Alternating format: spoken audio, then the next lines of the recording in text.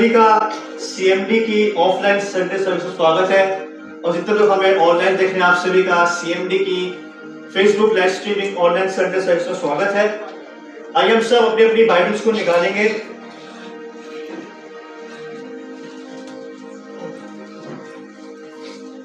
हम सब अपनी अपनी बाइबल्स को खोलें। कोई भी फोन्स में या आईपैड्स में बाइबल्स ना खोले।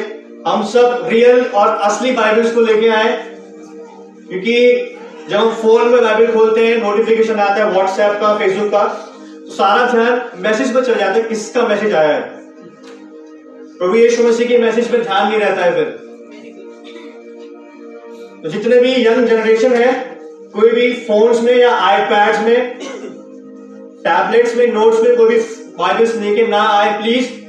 हम सब असली ये जो हार्ड कॉपी है बाइबल की, ये इसको लेके आया करें, क्योंकि इसमें ना तो नोटिफिकेशन आता है, ना एड्स पॉपअप होते हैं। इसमें सिर्फ यीशु मसीह का वचन आता है। किसी और के मैसेज आप चर्च के बाद देखें, क्योंकि कोई और बाद में है। पहला कौन है? पहला कौन है? और पहला कौन रहना चाहिए? हम निकालेंगे व्यवस्था विवरण, उसका 26वां अध्याय 16 से लेके 19वीं आयत तक हम पढ़ेंगे। व्यवस्था विवरण 26वां अध्याय 16 से लेके 19वीं आयत तक हम पढ़ेंगे। The book of Deuteronomy chapter 26 verses 16 to 19। The book of Deuteronomy chapter 26 verses 16 to 19 हम सब पढ़ेंगे। और मैं निवेदन करूंगा भाई रोहित से कि वो पढ़ने में अगुवाई करें। व्यवस्था विवरण 26 अध्याय 16 से लेके 19वीं आयत तक। और मैं रिक्वेस्ट करूंगा कि भाई थोड़ा आराम से, शालीनता के साथ, साफ शब्दों में पढ़े, ताकि हम सबको समझ आ जाए। परमेश्वर की निज प्रजा। आज के दिन तेरा परमेश्वर यहोवा तुझको इन्हीं विधियों और नियमों को मानने की आज्ञा देता है। इसलिए अपने सारे मन और सारे प्राण से इनके मानने में चौकसी करना। तूने तो आज यहोवा को अपना परमेश्वर मानकर यह वचन दिया है कि मैं तेरे बताए हुए मार्गों पर चलूंगा और तेरी विधियों, आज्ञाओं और नियमों को माना करूंगा और तेरी सुना करूंगा।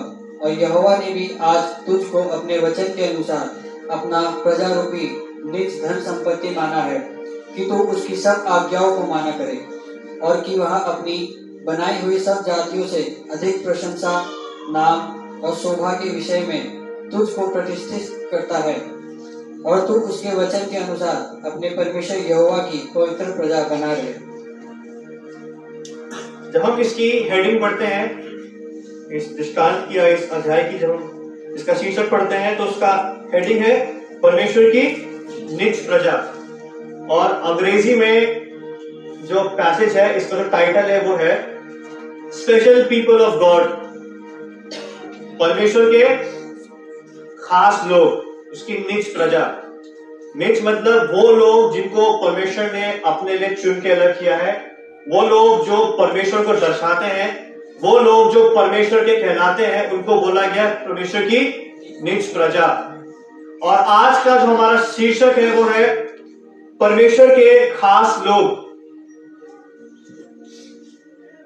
हमारा आज का जो प्रचार का शीर्षक है वो है परमेश्वर के खास लोग। मैं आपको एक बात बताना चाहता हूं कि हर कोई परमेश्वर खास नहीं होता है। हर कोई व्यक्ति परमेश्वर का खास नहीं होता है।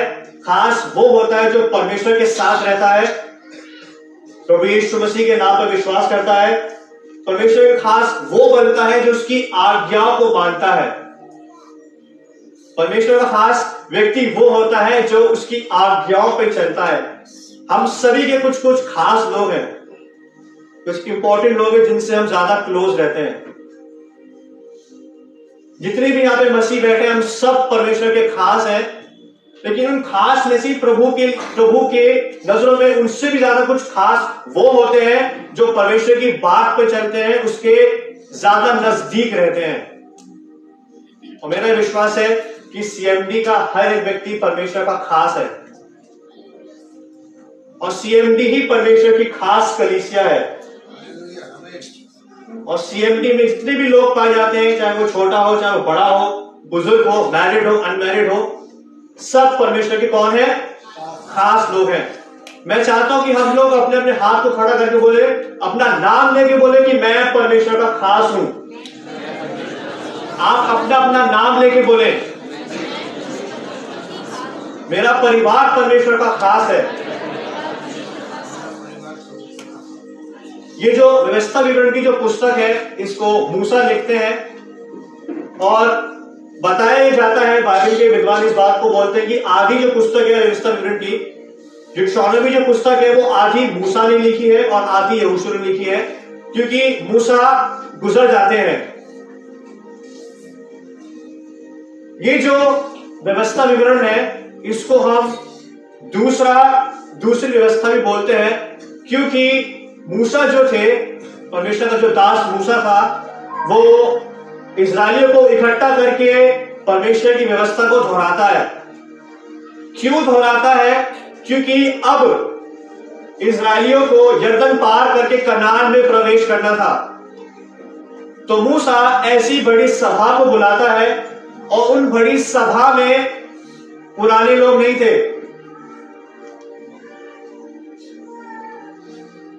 उस भरी सभा में पुराने लोग नहीं थे, उस भरी सभा में नई पीढ़ी थी, नई पीढ़ी।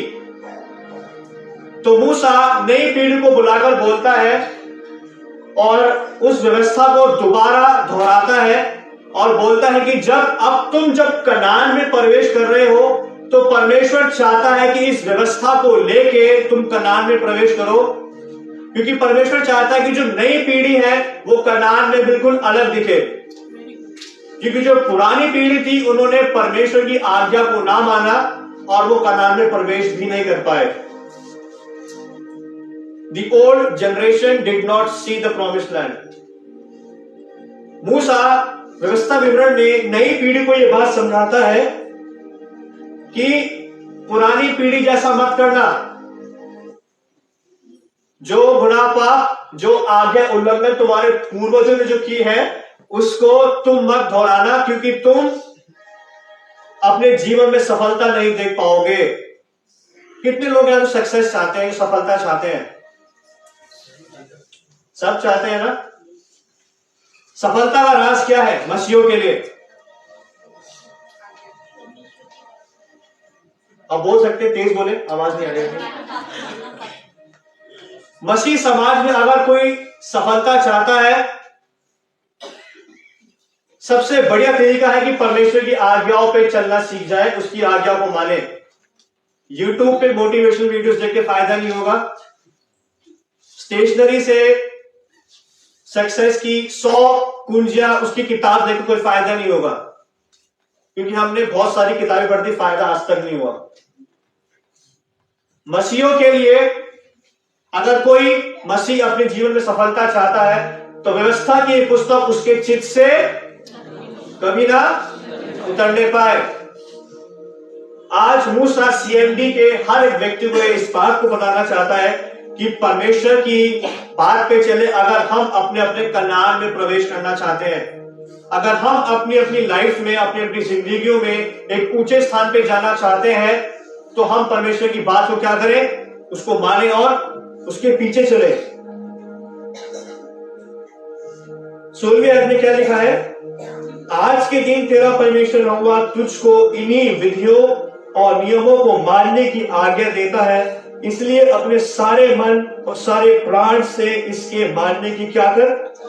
चौकसी कर। ये जो शब्द पहला आया है, आज के दिन, अंग्रेजी में दिस डे, ये आज का दिन वो दिन था जब मूसा मोआब की घाटी पे इस्राएलियों को इकट्ठा करता है और बोलता है कि आज के दिन तेरा परमेश्वर यहोवा तुझे इन्हीं विधियों और नियमों को मानने की आज्ञा देता है। हम समझ सकते हैं कि मूसा एक शिक्षक होता है और मूसा स्कूल शुरू होने से पहले असेंबली बुलाता है। स्कूल में असेंबली होती है ना, असेंबली प्रिंसिपल आते हैं और पूरे दिन के क्या देते हैं? नियम देते हैं, विद्या देते हैं, टीचर्स देते हैं। उसी प्रकार मूसा जो है वो क्या बोलता है वो सब नई पीढ़ी को, जितनी भी नई पीढ़ी थी, उसमें कुछ कुछ पुराने लोग भी थे जो वफादार थे, पुराने वफादार लोग थे और नई पीढ़ी थी। मूसा उन सबको आके बोलता है कि आज परमेश्वर तुम्हें फिर से वो विधियां सिखाता है, क्योंकि परमेश्वर नहीं चाहता कि कोई भी नीचा रहे। परमेश्वर अपने लोगों को दुख संकट में देखना नहीं चाहता है। अगर कोई भी मसीह अपने जीवन में सफलता को ऊंचे स्थान पे जाना चाहता है तो एक शर्त है, और वो बहुत छोटी सी शर्त है, लेकिन उसको पूरा करने में कभी कभी तकलीफ होती है। और वो क्या है? परमेश्वर की आज्ञा को मानना। जब एक व्यक्ति परमेश्वर की आज्ञा को मानता है तो कुछ कुछ चीजें पीछे छूट जाती हैं, और जब चीजें पीछे छूटती हैं तो हमें दर्द और तकलीफ होती है। परमेश्वर हमें उन चीजों से अलग करता है जो हमारे नुकसान की होती है, और हम मसीहों को वो बात समझ नहीं आती है। कुछ कुछ आदतें, कुछ कुछ व्यवहार जो होते हैं वो बहुत मुश्किल होते हैं छोड़ना, लेकिन हमें उसको छोड़ना आवश्यक है, क्योंकि जब तक हम पुरानी चीजों को नहीं छोड़ेंगे, पुराने लोगों को नहीं छोड़ेंगे, हम नए के पास कभी नहीं जा सकते। एक बार अगर हमने पुरानी बातें, पुरानी संस्कृतियां, पुराने विचार, पुराना एटीट्यूड, पुराने लोग छोड़ दिए, तो परमेश्वर हमारे जीवन में नई आशीषों को देता है जो सड़ाहट से भरी नहीं होती है। जब परमेश्वर आज्ञा देता है तो सिर्फ आज्ञा नहीं आती, आज्ञा के पीछे परमेश्वर की भलाइयां छुपी होती है। जब आज्ञा होती तो उसके आज्ञाओं के पीछे परमेश्वर की वाचा छुपी होती है। जब आज्ञा आती है तो आज्ञा के पीछे परमेश्वर की आशीषें छुपी होती है। यहां पे मूसा क्या लिखते हैं, क्या बोलते हैं? आज के दिन तेरा परमेश्वर होगा तुझको इन्हीं विधियों और नियमों को मानने की आज्ञा देता है। ये जो आज्ञा है, मूसा ये नहीं बोलते कि परमेश्वर सलाह दे रहा है कि ऐसा कर लेना या वैसा कर लेना, ठीक हो जाओगे। नहीं, यहां पे परमेश्वर आज्ञा देता है, और जो आज्ञा है ये एक अधिकार को दर्शाती है। बहुत सारे लोग अधिकार देते हैं लेकिन उसको कोई फायदा नहीं पड़ता है, लोगों पे फर्क नहीं पड़ता है। लेकिन जिन लोगों के पास अधिकार होता है और जिस अधिकार के साथ आज्ञा देते हैं, उनकी बात को माना जाता है। बहुत सारे मसीह ऐसे होते हैं कि जब परमेश्वर को कुछ करने के लिए बोलता है तो वो परमेश्वर को बोलते हैं, प्रभु मैं अभी थोड़ी देर इसके पास जाके पूछता हूं कि बात सही है कि नहीं है। आपको बात समझ आई? जब परमेश्वर किसी व्यक्ति को आज्ञा देता है तो हमारा फर्ज ये बनता है कि बिना सवाल पूछे उस आज्ञा को क्या करें? माने। लेकिन कुछ ऐसे समझदार मसीह होते हैं जो जब परमेश्वर आज्ञा देता है तो परमेश्वर की बात को ना मानते हुए किसी भविष्यद्वक्ता के पास चले जाते हैं, क्या परमेश्वर सही बोल रहा है? या किसी के पास चले जाते हैं, क्या ये सच है? आपको याद होगा कि मैंने एक प्रचार किया था हिजकिय्याह के ऊपर, याद है आप लोगों को? हिजकिय्याह जो था उसने परमेश्वर की आज्ञाओं पे सवाल नहीं उठाया, उसने डिस्कशन नहीं किया। हम लोग परमेश्वर की आज्ञाओं पे डिस्कशन करते हैं, प्रभु सच में यही है, यही तो नहीं है कि आप मुझे कंफ्यूज कर रहे हैं। एक बार अगर परमेश्वर की आज्ञा आती है तो हमारा फर्ज है उसको माने, भले ही हमारा नुकसान हो जाए। लेकिन परमेश्वर की आज्ञाओं के पीछे उसकी क्या छुपी रहती है? उसकी भलाई, उसकी आशीष छुपी रहती है। क्या बोलता है? इसलिए अपने सारे मन और सारे प्राण से इसके मानने की क्या कर? चौकसी कर। चौकसी का मतलब होता है अलर्ट रहना, बिल्कुल अलर्ट रहना कि ये मेरी चीज है, इसको कोई हाथ नहीं लगा सकता। कितने लोग ऐसे हैं जब आप अपना घर छोड़ के किसी के जाते हैं तो ताला लगा के नहीं जाते हैं। कितने लोग ऐसे तो अपने घर में ताला लगाते ही नहीं है। कितने लोग ऐसे हैं जो अपने घर में ताला लगा के कहीं बाहर जाते हैं। आप ताला क्यों लगाते हैं? ताला इसलिए लगाया जाता है ताकि हमारे घर में कोई घुस के हमारे सामान को चुराने ना पाए। हम चौकस रहते हैं कि हमारी गाड़ी में डेंट न लग जाए। हम चौकस रहते हैं कि हमारा पैसा, हमारा गोल्ड चुर ना जाए। जब हम इन वस्तुओं को जो आज है कल नहीं है, जब इनकी चौकसी कर सकते हैं तो हम परमेश्वर की वचन की चौकसी क्यों नहीं कर पाते हैं?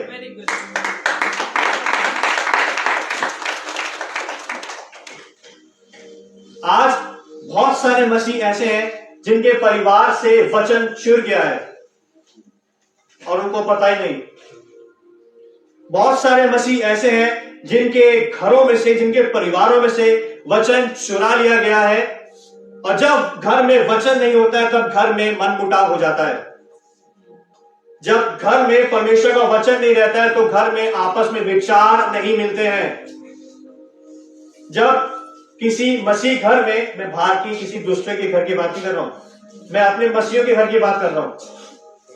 जिन मसीहों के घर में वचन नहीं रहता है, वचन लुप्त हो जाता है, वहां परिवारों में मनमुटाव रहता है, बाप बेटे दोनों विरोध में रहते हैं, घर वाले और परिवार के लोग एक दूसरे की बात नहीं मानते हैं, घर में बीमारियां आती हैं, घर में कर्जे आते हैं, घर में श्राप आते हैं। क्यों? क्योंकि वचन क्या हो गया है? लुप्त हो गया है। लुप्त इसलिए हो जाता है क्योंकि जो मसीह है वो परमेश्वर के वचन की चौकसी नहीं करते हैं, वो अपने दूसरे समाज की चौकसी करते हैं कि ये नहीं छोड़ना चाहिए, बस ये हाथ से नहीं जाना चाहिए, पैसा मेरे पास ही रहे, ये कार मैं किसी को दूंगा नहीं। जिस चीज से सफलता आती है उसी चीज को हमने चुनने दिया। जिस वचन से आनंद आता है उसी चीज को हमने चुनने दिया। जिस चीज से हम लोगों को सुरक्षा मिलती है परमेश्वर के वचन से, जिस परमेश्वर के वचन से हमें आजादी मिलती है, छुटकारा मिलता है, जिस परमेश्वर के वचन से हमें ऊंचे स्थान पे जाने का अवसर मिलता है, उसी वचन की हमने चौकसी नहीं की। मूसा नई पीढ़ी को समझाते हैं, जितने भी जवान हैं, मेरी बात को ध्यान से सुने, जितनी भी जवान अपने जीवन में ऊंचे स्थान पे जाना चाहते हैं, वो इस बात पर ध्यान दें कि अपने अपने जीवन में परमेश्वर के वचन की चौकसी करें। क्योंकि अगर एक बार वचन आपके जीवन से लुप्त हो गया, फिर आप सफलता को छू नहीं सकते। आप हाथ पैर चला सकते हैं, आप सोर्सेज लगा सकते हैं, 1-2 महीने काम चलेगा, उसके बाद नहीं चलेगा। लेकिन जो सफलता जीवन भर आपके साथ रहेगी वो वचन से ही आएगी, परमेश्वर के वचन से। मूसा सीएमडी के हर एक व्यक्ति को इस बात को बताना चाहते हैं आज कि सीएमडी का हर एक व्यक्ति परमेश्वर के वचन की क्या करे? चौकसी करे। और चौकसी कैसे करे? अपने सारे मन और अपने सारे प्राण से। मन का यहां पे मतलब है हृदय, हार्ट, दिल। ये दिल ही है जिसमें सारी भावनाएं, इच्छाएं आती हैं। ये दिल ही है, ये हृदय है जिसमें सारी गलत इच्छाएं, गलत भावनाएं आती है। किसी के साथ मन पूरा होता है, किसी के साथ मन अधूरा लगा रहता है। परमेश्वर क्या बोलते हैं यहां पे मूसा के द्वारा? इसीलिए अपने सारे मन और सारे प्राण से इसके मानने की क्या कर? चौकसी करना। बाइबल के विद्वान इस बात को बताते हैं कि मूसा यहां पे बताना चाहते हैं कि ऐसा ना करो कि इस कान से सुनो, इस कान से निकाल दो। परमेश्वर की बात इस कान से सुनकर इस कान से नहीं निकालनी है। परमेश्वर की बात को सुनकर उसका पालन करना है। क्योंकि जब एक व्यक्ति अपने जीवन में परमेश्वर की आज्ञा को मानता है तो वो अपनी 1000 पुश्तों के लिए, 1000 पीढ़ियों के लिए परमेश्वर से सुरक्षा को खरीद लेता है। जब एक व्यक्ति परमेश्वर की आज्ञा को मानता है तो वो अपनी 1000 पुश्तों के लिए परमेश्वर से आशीष को खरीद लेता है।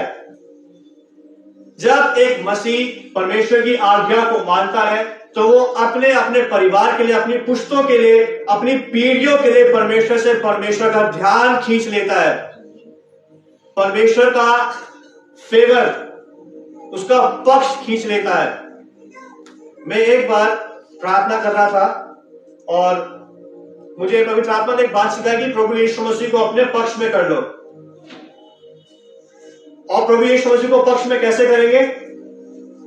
उसकी बात को मान के। और बात मानना कभी कभी मुश्किल होता है। कोई हमें बात समझा रहा है, कोई बात बता रहा है तो हमें कभी कभी गुस्सा आता है।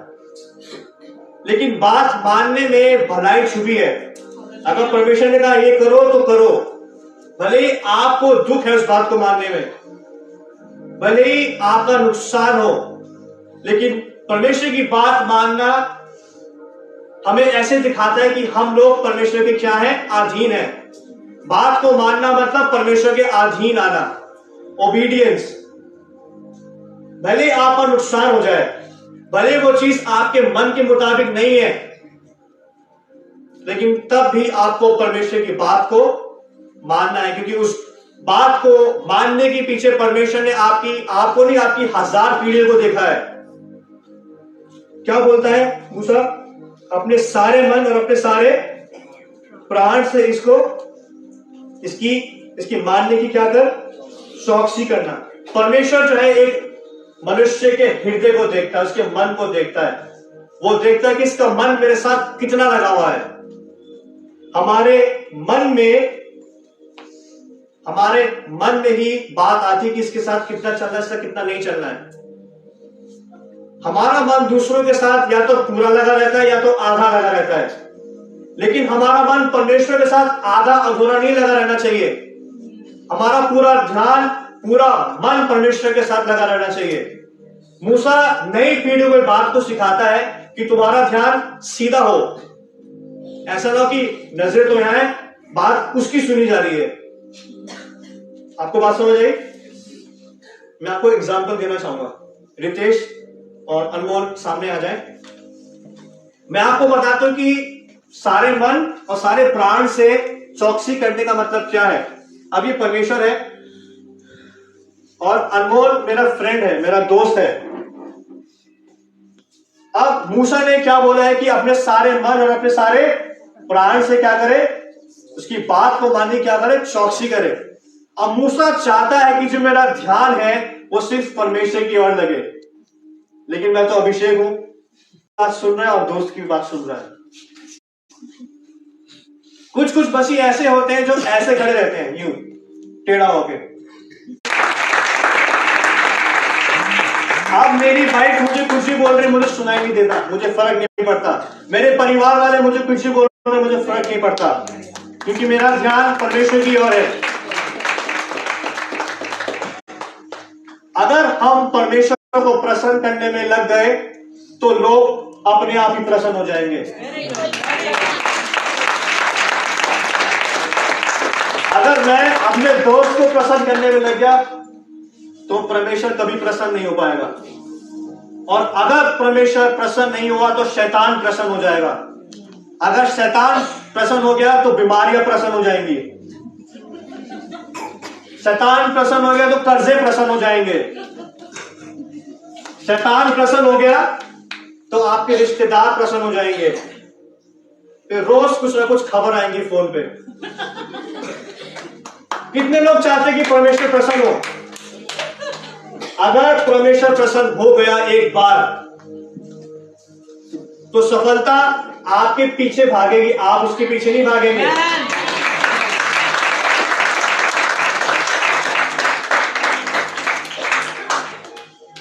किसी के दिल में जगह बनाना कितना आसान है, कितना मुश्किल है, हम जानते हैं। अगर मैं किसी के दिल में अपनी जगह बनाना चाहता हूं तो मैं उसी के साथ लगा रहूंगा। अगर मैं अपनी जगह रितेश के दिल में बनाना चाहता हूं तो मैं रितेश की हर बात मानूंगा, चाहे वो मेरे नुकसान की क्यों ना हो। अगर सीएमडी का हर एक व्यक्ति परमेश्वर के दिल में जगह बनाना चाहता है तो यीशु मसीह का आदर करें, क्योंकि सारी बात घूम फिर के यीशु मसीह पर ही आती है। And Yeshu Masih is the conclusion of Bible. He is the answer to all the problems in the world, and I'm challenging it in front of everyone. मैं सबके सामने ये चैलेंज करता हूं कि यीशु मसीह ही सारे सवालों का उत्तर है। अपने सारे मन और अपने सारे प्राण से। जब कोई व्यक्ति हमें पसंद आ जाता है फिर तो हम किसी की भी नहीं सुनते हैं। हमें पता नहीं लगता कि दोपहर हो रही है, शाम हो रही है, रात हो रही है।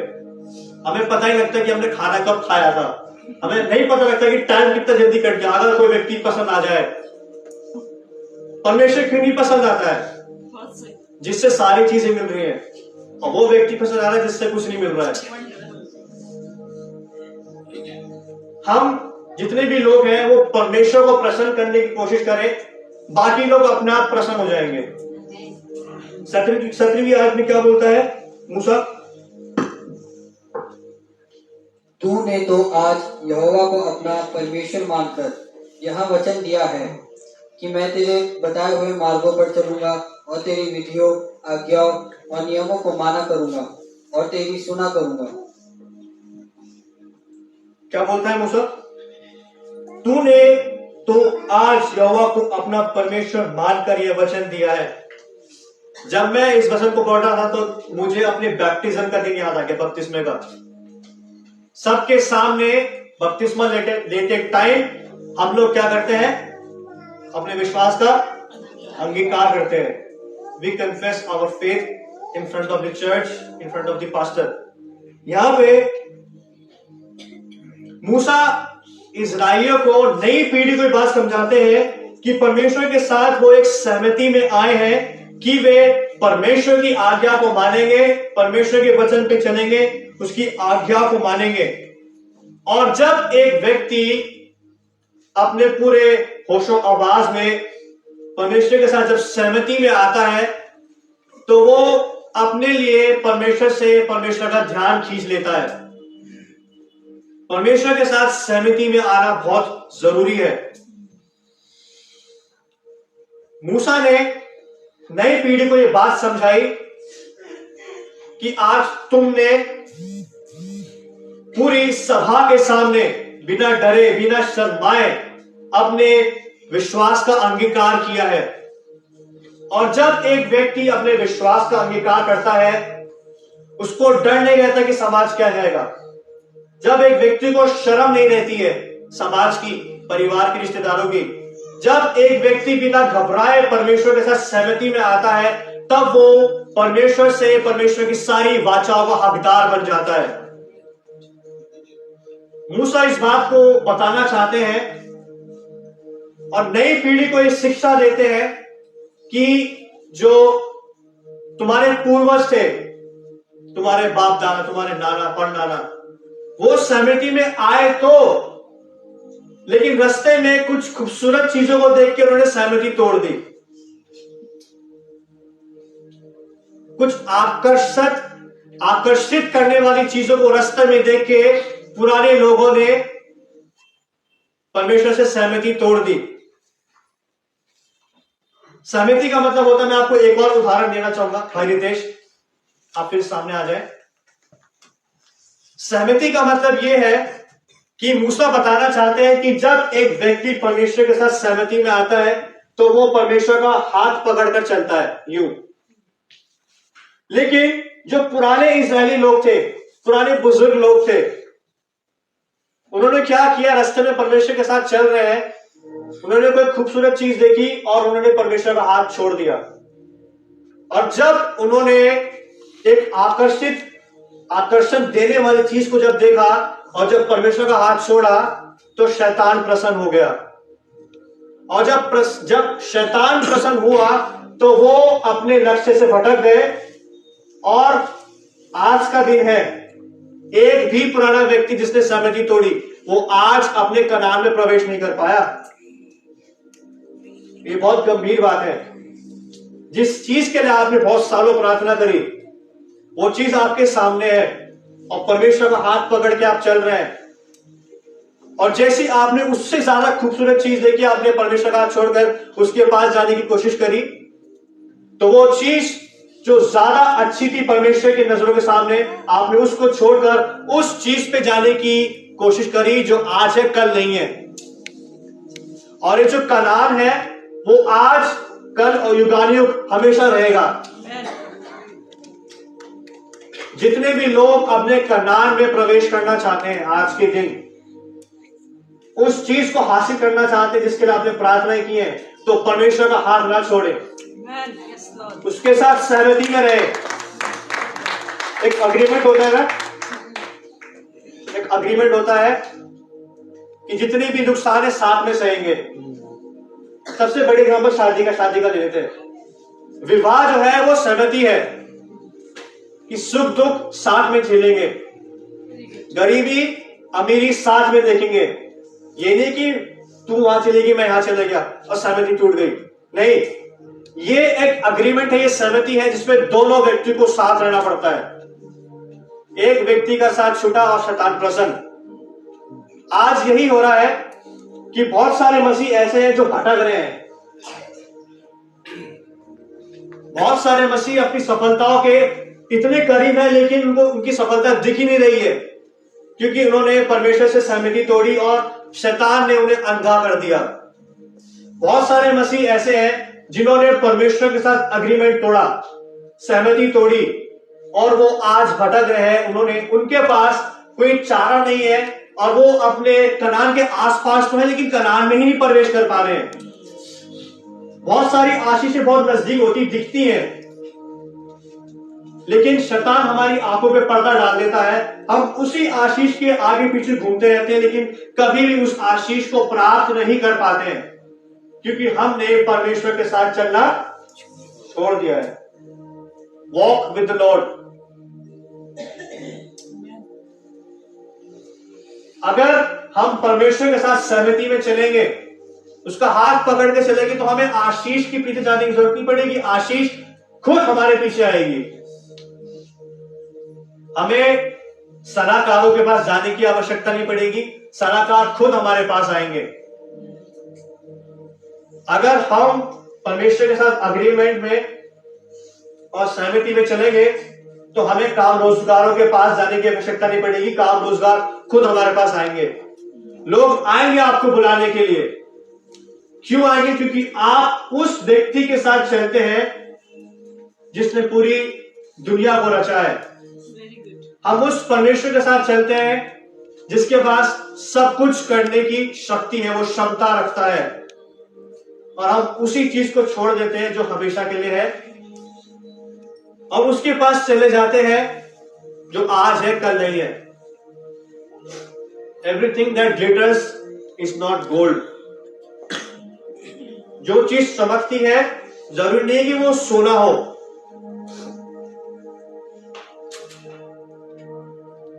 अगर हम परमेश्वर के साथ सहमति में चले तो हम लोग अपने कनान में जरूर प्रवेश कर पाएंगे। 28वीं आयत हम पढ़ेंगे, 18 और 19वीं आयत हम पढ़ेंगे। क्या लिखा है? और यहोवा ने भी आज तुझको अपने वचन के अनुसार अपना प्रजा रूपी निज धन संपत्ति माना है, कि तू उसकी सब आज्ञाओं को माना करे, और कि वह अपनी बनाई हुई सब जातियों से अधिक प्रशंसा, नाम और शोभा के विषय में तुझको प्रतिष्ठित करे, और तू उसके वचन के अनुसार अपने परमेश्वर यहोवा की पवित्र प्रजा बना रहे। यहाँ पे परमेश्वर मूसा के द्वारा एक बहुत महत्वपूर्ण, एक विशेष बात को कहलवाता है और नई पीढ़ी को ये सिखाता है कि जब तुमने सबके सामने जब अपने विश्वास का अंगीकार किया, बिना डरते हुए, बिना घबराते हुए तुमने हाँ करी परमेश्वर की आज्ञा को मानने के लिए, तो तुम्हारे रिश्तेदारों के सामने, उन लोगों के सामने जो तुम्हें तुच्छ समझते हैं, उन्हीं के सामने मैं तुम्हें तुम्हारा सर ऊंचा उठाऊंगा।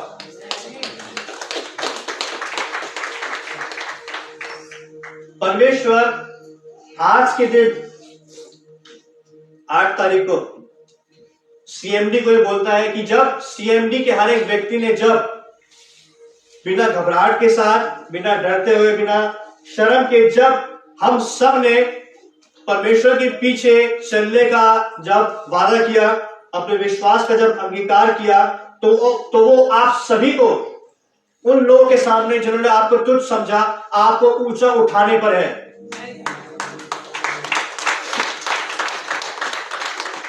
और मूसा नई पीढ़ी को बात सिखाना चाहता है कि अपने पूर्वजों के समान मत करना। वो गलती, वो गुनाह जो तुम्हारे बाप दादों ने करी, आज्ञा उल्लंघन, वो मत करना।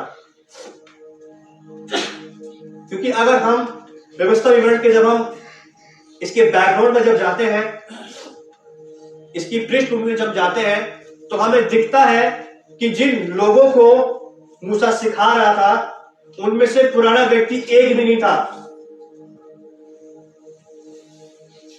बाप दादे, बुआ फूफी, मामा मामी, चाचा चाची, पुराने लोग वो बिल्कुल नहीं थे। और ये बहुत गंभीर बात है कि क्यों नहीं थे। नई पीढ़ी की थी, मूसा तक कनान में प्रवेश नहीं कर पाया, जिसको परमेश्वर का मित्र कहा जाता है। वो मूसा भी कनान में प्रवेश नहीं कर पाया जिसने लाल समुद्र को चीरा। ये बात डराती है, this scares me off every time, कि वो व्यक्ति जिसने परमेश्वर की पीठ को देखा, oh God, वो तक कनान में प्रवेश नहीं कर पाया। क्यों? क्योंकि परमेश्वर के नाम को पवित्र नहीं ठहराया। मसीहत जुमले की चीज नहीं है। Christianity is not a joke. Jeans पहन के, बूट्स पहन के कोई मसीह नहीं बनता है। बड़े बड़े रेस्टोरेंट्स में खाना खा के कोई मसीह नहीं बनता है। नाम चेंज करके कोई मसीह नहीं बनता है। परमेश्वर के नाम को पवित्र ठहरा के लोग मसीह बनते हैं।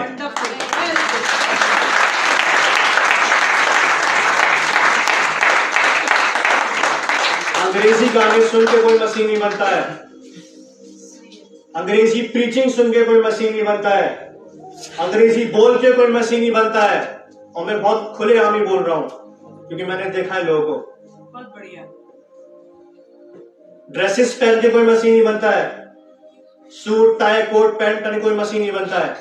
मसीह वो बनता है जो परमेश्वर की आज्ञाओं पर चलता है।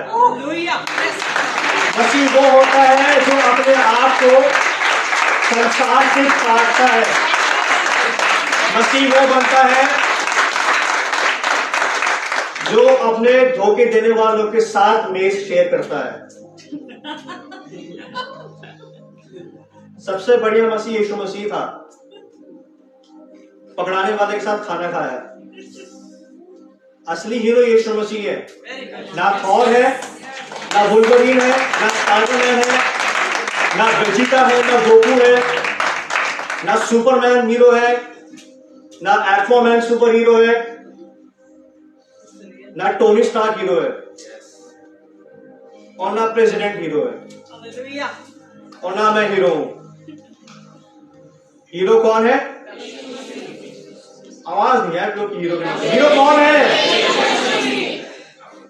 और जब हम हीरो के साथ रहते हैं हम भी हीरो बन जाते हैं।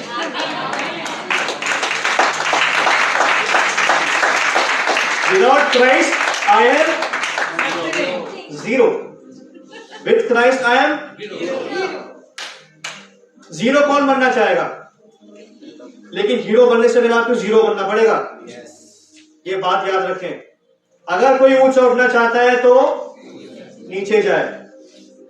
लेकिन एक बात मजे की है, अगर हम एक बार नीचे चले गए तो हमेशा के लिए ऊपर आ जाएंगे।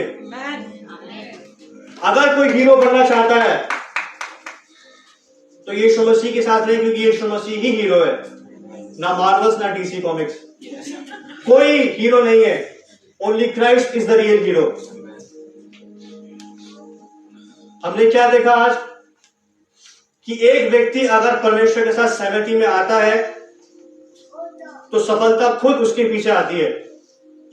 लेकिन एक बार जब हम सहमति तोड़ देते हैं तो शैतान प्रसन्न हो जाता है। जब शैतान प्रसन्न होता है तो बीमारियां प्रसन्न होती हैं, डिस्ट्रैक्शंस प्रसन्न होते हैं, पुराने लोग फिर से पीछे आ जाते हैं। लेकिन एक बार अगर हमने परमेश्वर का हाथ पकड़ा है तो उसको पकड़े रहें और पुरानी आदतें वापस ना आए, पुरानी गलतियां ना दोहराएं। ये जो प्रचार है वो सबसे पहले मेरे लिए है, क्योंकि ये प्रचार मैंने लिखा है और इसको मेरे को भी अपने जीवन में क्या करना है, अप्लाई करना है। और ये बात सभी के लिए है। हम लोग प्रार्थना करेंगे। प्रभु जी आपको धन्यवाद देना चाहते हैं कि हम आपके खास लोग कहलाए जाते हैं प्रभु जी। और आपका धन्यवाद देते प्रभु जी कि आपने प्रभु यीशु मसीह में हमें अपना खास बनाया है। प्रभु जी हमारी मदद करें कि हम लोग उन पुराने इजरायलियों की तरह ना करें और उनकी तरह प्रभु यीशु मसीह हम नतीजे नहीं भुगतना चाहते। प्रभु इस साल हम अपने कनान में प्रवेश करना चाहते हैं। इस 2023 में प्रभु जी आप हमें अपने कनान में प्रवेश कराएं और पवित्र आत्मा जी आप हम सबको सिखाएं कि आपकी आज्ञाओं को माने, आपकी आज्ञाओं पे चले प्रभु, ताकि हम अपने कनान में प्रवेश करें, अपने कनान में जा सके। प्रभु जी हमारी मदद करें प्रभु कि हम लोग आपके हाथ को ना तोड़े, आपके अग्रीमेंट को ना तोड़े, आपके साथ सहमति में रहे और आपके हाथ को कभी छोड़ने ना पाए। प्रभु जी हमारी मदद करें पवित्र आत्मा जी कि हमारा हाथ यीशु मसीह के साथ रहने पाए। और प्रभु जी आप हमारे जीवन के हीरो रहे प्रभु, क्योंकि आप हीरो हैं। धन्यवाद देते प्रभु यीशु मसीह, जितने भी लोग यहाँ पे बैठे हैं और जितने भी लोग हमें ऑनलाइन देख रहे प्रभु, आप इन सभी को ब्लेस करें, आशीष दे प्रभु, और हम सबको सिखाएं कि हम लोग प्रभु इस नए वर्ष से प्रभु आपका हाथ थाम ले, ताकि प्रभु हम अपने कनान में प्रवेश करें, अपने कनान को देखने पाए। सारे डिस्ट्रैक्शंस, वो सारी चीजें जो हमें गुमराह करती हैं, यीशु मसीह नासरी के नाम से हमारे जीवन से चली जाए। प्रभु हम इन सारी अंधकार की ताकतों के सर को कुचलते हैं, सारे डिस्ट्रैक्शंस को कुचलते हैं, सारे विद्रोही को प्रभु, सारी गड़बड़ी की स्पिरिट्स को आपके नाम से कुचलते हैं प्रभु जी, और अपनी कलीसिया से बाहर निकलने की आज्ञा देते हैं। इस नए वर्ष में प्रभु आप सीएमडी की सेवकाई को चमकाए। अब इस नए वर्ष में प्रभु जी सीएमडी को ऊंचे स्थान पर लेके चले, औकात की दाई ऊंचा उड़ाएं प्रभु, क्योंकि आपके वचन में लिखा है, और अपने वायदे को पूरा करें प्रभु यीशु मसीह नासरी के नाम से, आमीन। आप सभी को जय मसीह।